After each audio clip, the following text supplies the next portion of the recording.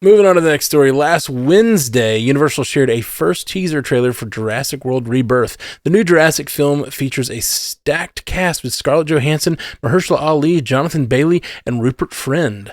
The newest dinosaur flick in the epic franchise arrives July 2nd, among other blockbusters that month.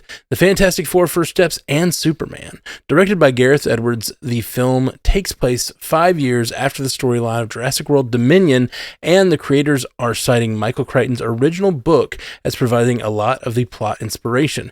Did the first look at the newest entry in the Jurassic franchise bear any fossils worth digging into?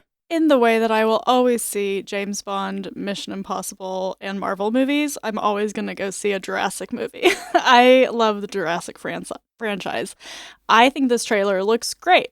I like that we're kind of just moving on from the other Jurassic World stuff. I'm sure that they will reference it in some way. Obviously, if they're putting it out that this is taking place in this world 5 years after Dominion, then they're not going to just ignore it completely. And I think that's nice too, because I think the Jurassic franchise has always kind of had that thread of continuity between the films that's important. And so I thought it looked great. I thought it looked fun. I thought Jonathan Bailey was really funny in the trailer. Like, I was watching it with you guys before, and I'm like laughing at this trailer because I think it's funny. I think the action looks great. They're kind of forecasting a bunch of the franchise heavy hitters, like which B character is going to get eaten first, and oh my god, is it raptors? Yeah, it's raptors. Yeah, like they hit all those beats that you have to hit with Jurassic franchises. But I think there's going to be some surprises still. So I like it. I like that they're taking from the source material, which probably hasn't happened in a while. I can't say that 100% sure, but they are citing like some specific scenes from Jurassic Park by Michael Crichton that inspired this. So I think it's going to be great. Super Jurassic. Let's go, July. I thought it looked great. Like visually, it looked great, and I was surprised. I feel like I'm kind of eating my words here because, like, I feel like it was just this summer we were talking about this movie, and it was kind of like changing directors and like, are they going to be able to make this release window? And sure enough, it seems like they are far enough along that the pieces are falling into place. And kind of like what you said with the Thunderbolts trailer there, Jay, I'm surprised at how finished this movie looks, and that may be just by way of Universal having these dinosaur assets that they can kind of tweak and perfect over the years that they've had them for so many years. The rest of the trailer, in terms of like the narrative that was being teased, was a little bit of a mixed bag for me. To your point, Haley, felt like there was a lot of returning to form in terms of like, let's just get back to basics. Let's have a ragtag crew of people up against the odds against dinosaurs, and then you throw a family that's not supposed to be there in the mix. That's kind of the classic Jurassic Park formula that you saw in the first three films, that first trilogy there.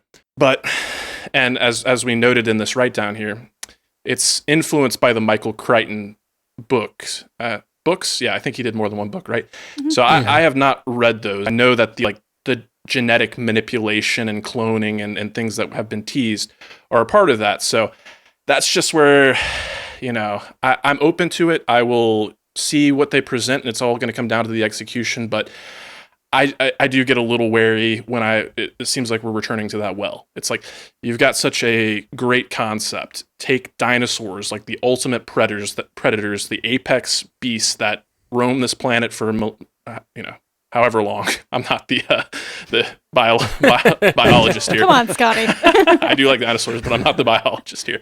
And then so you throw them in the modern day, pit them against humans. Like, that's all you really need. And then, but we just like, okay, now we got to make this like, it looks like a T-Rex combined with a xenomorph kind of blobby thing. And like I said, I'll be open to what I'm going to be there. My butt's going to be in the seat. I will be there in the theater to watch it. But it was a mixed bag for me.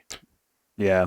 The one dinosaur that threw me off, was there a large ape in that one shot? I don't remember seeing an ape.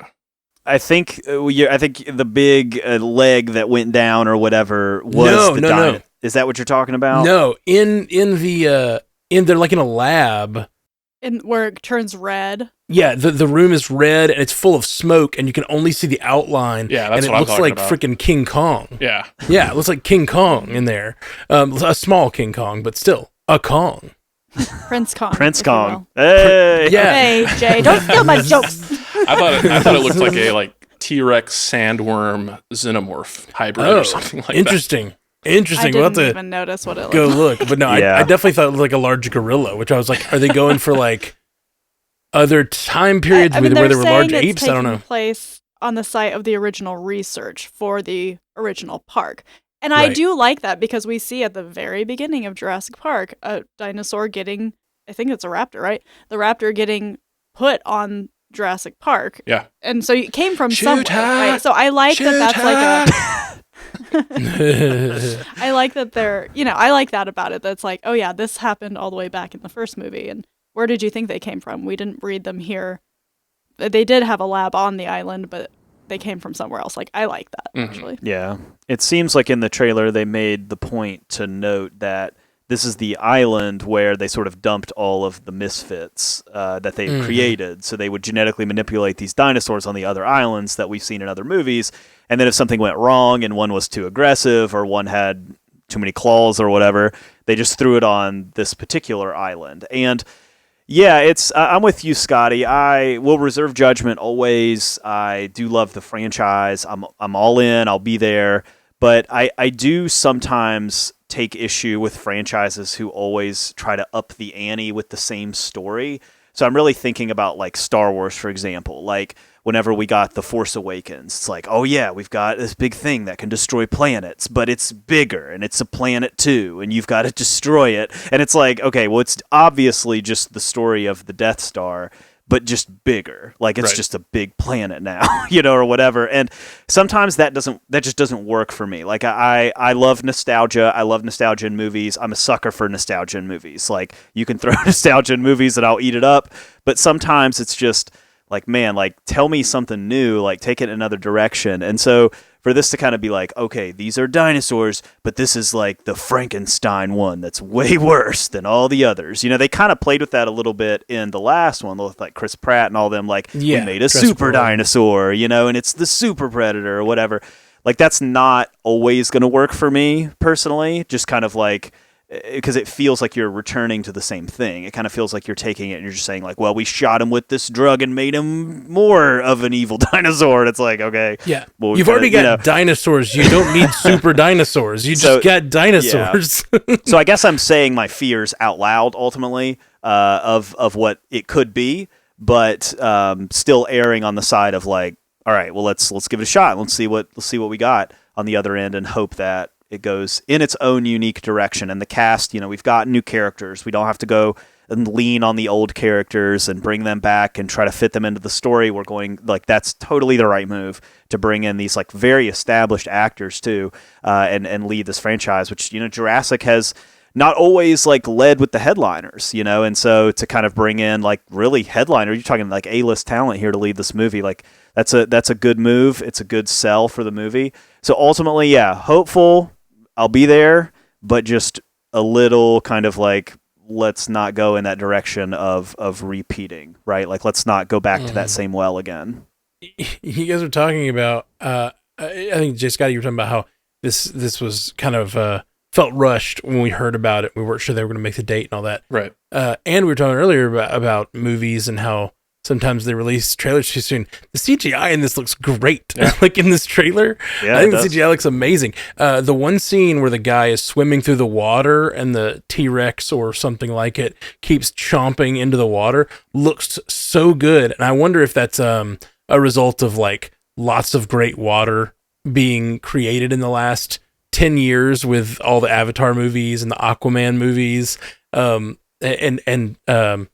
Black Panther Wakanda Forever. Like a lot of water effects have been done and it looks just great. This guy just swimming around getting barely missed by a dinosaur looks really intense and really fun. And I'm watching, I see this xenomorph thing you're talking about, and I think it might be the same one I'm talking about, but it's a different scene. And the shadow looks like an ape. It has like long arms. I don't know what's going on. But overall, looks fun. I don't know. I'm of the three. What is it? July or June? July. Yeah. Of the 3 July movies, this is my least exciting. But I'm more excited for Superman. I'm more excited for First Steps. But this looks cool, looks fun. I'm a little worried for it. Maybe the world isn't like me, but like, I just feel like the Jurassic franchise doesn't have the same dedicated fan base that Marvel and DC do right now. I don't know about that. I disagree with that. I think a lot of people love Jurassic Park. Like, sure, you don't that's have true. to know anything like, you don't have to know anything to go to this movie. You know what I mean? Yeah. Sure, that's true. It's universal and it's universal. Yeah.